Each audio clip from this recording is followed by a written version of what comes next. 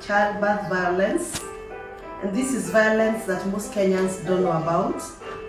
It is called obstetric violence. Obstetric violence is violence that is melted upon women during childbirth, after childbirth, and even during labor. This violence most of the time is experienced by mothers and their spouses. By the way, have you ever thought why a mother would carry a child for 9 months, deliver that child, and deposit that child in a bush somewhere, or throws the baby into the pit latrine? Okay, there are many other socio-economic factors that would make a mother do that, but for me, my approach is different. My approach is, could be this mother has suffered postpartum depression, and that depression forces the mother to naturally reject that child. Have you ever heard of a story of a mother who went through labor in a hospital, delivered a baby, but refused to breastfeed completely? Some of them are even beaten by colleagues in the ward so that they can agree to breastfeed. Others are forced to breastfeed by healthcare providers. Unasikia mama amefinywa matiti, maziwa itolewe ndio mtoto apate maziwa. To me, I don't see that as a socio-economic factor. I see it as a psychological factor. And this is something that we may need to discuss, talk about it, and see how we can help our mothers so that we can reduce the occurrence of what I call obstetric violence. There are many mothers who have reported that when they went for delivery, they were verbally abused, they were tortured. Others have even complained that the doctors forced them into coerced practices. I mean, they were taken into the ward without their consent.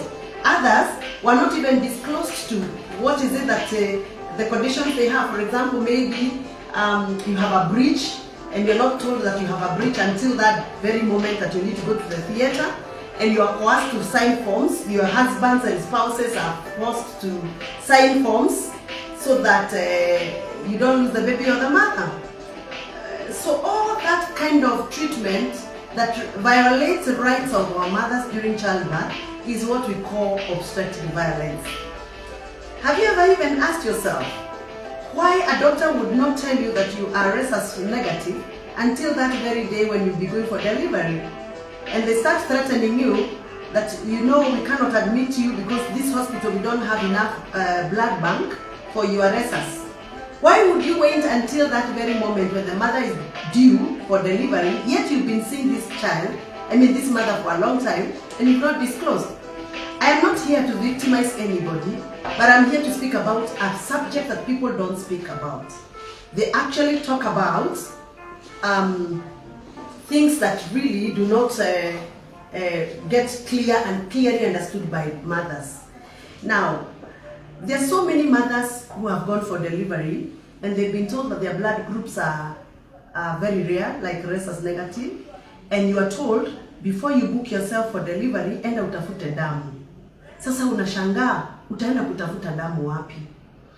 And this mother starts getting worried because they have not even been told kwa nini unaambiwa uende utafute damu. Unaanza kufikiria labda mtoto wako hana damu ya kutosha, atakufa, and you start getting emotionally disturbed, psychologically disturbed, and that can also lead to postpartum depression. Let me give you a short story. And as a mother, when I speak about this, I get very emotional. In 2021, a friend of mine called me in the morning and told me, ebu angalia vile nani ameandika kwa Facebook yake. We had a mutual friend who posted on her Facebook that she has been given, or she's been blessed with a baby girl. And then she said, unfortunately, this girl is going to replace my life. And so we were wondering, why did she post that? And we started calling each other and saying, we need to go and check what's going on. And you know, sisi wa mama tukisema tunaenda kuona mama ambaye amejifungua, tunajitayarishanga. We don't just run. So in the process of kujipanga tuende tukamuone, this girl committed suicide. And the husband got himself into a lot of shit because he interfered with the whole scenario. Not because he wanted, but he wanted to cover up because he didn't want to be seen like he's the one who abandoned, or he did not do what he was supposed to have done to rescue this girl. But this girl died. And then he started very serious legal issues. But for me, I kept telling this family, let us not just rush into conclusions. We need to ask ourselves whether this girl was going through postpartum depression. And it is true, she was going through serious depression. Before she posted on Facebook that she's going to be replaced by her young baby, she had indicated to so many people that she's thinking, she's contemplating suicide. And no one thought that a mother who has come from a good hospital, has delivered a baby, has a good husband, has a good home, had a good job, by the way, she was actually a medical practitioner, would actually think of committing suicide immediately after her childbirth. And by the way, this was not her firstborn. She was actually getting her third child. And she committed suicide and died. And there's so many women watching me now, so many women following me, who have gone through once or twice postpartum depression. That is the period where ukipata mtoto hutaki kuona hata baba ya mtoto. Yaani ni kama amekukosea. Hata kuna wazee wamepotea boma immediately after childbirth. Ni kwa sababu mama amekuwa mkali, haeleweki, hatosheki, hakuli, haogi. In fact, I was reading the other day on X. I was reading about a friend of mine who I follow so much on X, who just got a baby the other day. And she's a celebrity, by the way. She said it took her 3 days to shower after delivery room. 3 days, yes. And she can't explain why she had to take 3 days to shower. These are signs of a woman who is going through postpartum depression. Now, when you are in the labor ward, immediately after delivery, nurses may not understand what you're going through. So when you refuse to breastfeed your child, they come and beat you up. Others, they press your teeth to make sure that they remove milk for your baby. Others, they will harass you. They will send even medical practitioners to come and force you to go and shower, force you to eat, and even, throw verbal attacks on you. I think this is the right time for us to combine forces and speak about obstetric violence. That is the violence that is melted upon women who are going through labor, who are going through delivery and after delivery. By the way, acha nikuulize, ushawahi sikia mama akisema alichapa makofi ndio atoe mtoto? Ati push the baby, pa, unagongwa. Push the baby, pa. And people laugh about it. They think that is a normal way of child delivery. No. Nobody should slap your back so that you can push the baby. No. That is violence. There are even women who say that they had to be scared so that they can push the baby. There are doctors who bang doors when the baby is coming out so that you can get scared and you push the baby out. That is violence. So most women have been suffering silently. And most women do not talk about it because they think it's so private, so you don't talk about it. So can I say that we have normalized violence against women during childbirth? We must stop normalizing that violence. Sasa mimi kama mjumbe na mama ambaye amepitia hayo na mengi, nimeamua ya kwamba nitaongoza wamama wa Kenya, na nashukuru sana kwa sababu hata wamama wa bunge wameniunga ili tufanye kazi ya kuelimisha wananchi maneno ya OBV. Hiyo campaign tunaiita heshimu uzazi. Stop obstetric violence. Stop OBV. Nimetoa hizi vijitabu. Hizi vijitabu tunapeana kwa mahospitali. Wale wamama wajawazito wanafaa wasome hizi vijitabu ili uelewe at what point should the doctor not do 1, 2, 3. At what point should the nurse not do to you 1, 2, 3. What information should you know? For example, you should know your blood group before you sign forms to go to the theater for baby delivery. Na kama wewe uko na blood group ambayo inafaa iwe na blood bank ya kutosha, uelezewe mapema. There are so many things you need to know before you sign forms to go to theater or to go to the delivery room. That is why I'm here. Mimi ningetaka tushikane na wewe. Unisaidie, wewe baba, wewe mama. Unisaidie, tuelimishe wamama, tuelimishe madaktari, tuelimishe nurses and healthcare providers. ya kwamba hii OBV isipochungwa inafanya wamama wengi sana wajidharau, wakatae kutunza watoto wao, wengine wana neglect na wana abandon watoto wachanga, infants, na wengine wana commit suicide.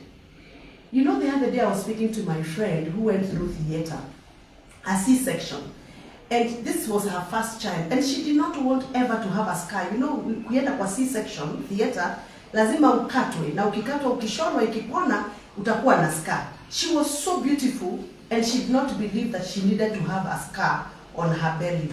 So she didn't want to go through C-section. So she resisted C-section for a long time. Every time she went to the hospital, the doctor told her, your baby is so big, we don't think you can deliver this baby normally, but she refused. And they agreed with the doctor, we are going to give you an opportunity to try to deliver normally, and should you have a problem, then we shall revert to C-section. But the day she reported her due date and she reported to hospital, she found the doctor had already prepared all the forms, and she was not given the opportunity to push the baby. She was told, we are waiting for you for C-section. She just got shocked. And that shock really ate onto her child delivery session. And she today feels that the doctor did not give her the opportunity to give her body an opportunity to give birth normally. Now, that happens so many other times. Mothers say that they are being coerced to go to the hospital for C-section. Not because of the economic part of it, but because of their social, emotional upkeep, they feel like they were violated. Have you ever felt like you are violated? Did you feel like you're not treated fairly when you went for your baby delivery? Do you feel there's something that was done to you that was not supposed to be done to you? Do you feel like you're not given the right to be heard on what you wanted during child delivery? And that is why I am here. I am here to speak about things that mothers don't speak because they are shy. I am here to discuss things that nurses don't tell you and doctors don't tell you. But I'm not here to victimize anyone. I am not victimizing anyone. I am trying to say we have a problem, and all of us collectively must identify the problem, look for interventions and solutions, and provide them to our mothers. Mothers have a right, according to the Kenyan Constitution, to be treated fairly and to be respected. And therefore, we must entrench respectable maternity, motherhood in Kenya, from the ministry's perspective to the hospital's administrative, which I posted my request was posted to the National Assembly a year ago.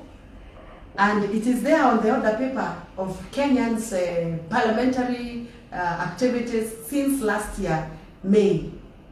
It is sad that we give priorities to all other, and therefore matters child labor and delivery are very pertinent in this country. I hope that when this motion is debated in Parliament, we are going to guide the ministry to come up with a policy, a national policy, that is going to guide and give us protocols that we are going to use if a mother reports violation of her rights during childbirth. Hebu niambie, wewe huwa unasikiaje? Ukiangalia television unaona wamama wanapata watoto wakiwa watatu kwa kitanda kimoja. Hebu niambie, huwa unasikiaje? Ukiona watoto wanaozaliwa na wamama wajawazito ambao wako na ulemavu na wanadhulumiwa kijinsia, wanadhulumiwa because of their biological presentation. I think it's time for us to collectively own up and say there's a problem in Kenya on matters dignified maternity child care. And we need to accept that there are loopholes that we need to fill up and cover up. We must accept that there are interventions that are critically needed so that we can be able to help our mothers in matters child delivery and childbirth. And therefore, I, together with many other women, we have come up with a campaign called Heshimu Uzazi, Stop Obstetric Violence. And that campaign has been running. And it has been running through social media. Somebody is trying to ring me and my phone is disconnecting. I hope it's still on. And this campaign can only get out there if you amplify from where you're watching me from. You need to speak to somebody about OBV. By the way, let me tell you, the people who suffer OBV more are not even women, they are the men. Can you imagine a man who has gone to the delivery room with his wife in Kenya na anasikia nduru ambazo zinapigwa huko kwa ward na matusi ambayo inakuanga huko kwa delivery room? Do you think that man will come out the way he went in? Men suffer. It's only that they don't speak. There's one who told me he went in the delivery room one day and he will never go back because of what he had. Not what he saw, what he had. Nurses say anything they want to say in those words, abusing women who are screaming. And I don't think that is right. Husbands should be given the opportunity to witness the birth of their children if they so wish. And therefore, I would want us to agree that there's much that needs to be done. Now, I have joined with very many organizations, and I am grateful that I have so many organizations that have come on board to help us to amplify this campaign called Stop OBV. They are nurses that work as a group in organizations and associations who have accepted that there's a problem and they want to look for solutions and interventions. They are teachers who have come together and have realized that they need to amplify their voices around matters of obstetric violence and matters to do with child delivery. They are doctors, association of doctors that have come together. And I want to specifically thank FIGO under the leadership of Dr. Professor I'm